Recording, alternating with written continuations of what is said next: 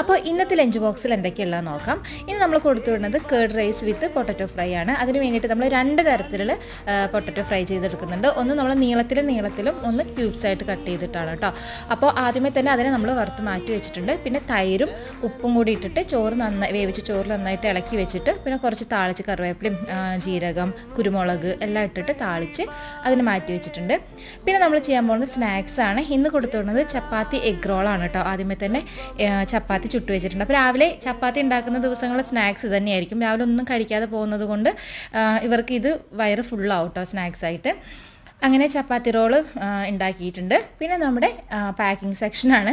അങ്ങനെ നമ്മൾ ഉണ്ടാക്കി വെച്ചതെല്ലാം കൂടെ പാക്ക് ചെയ്യാണ്. തൈര് ചോറായി.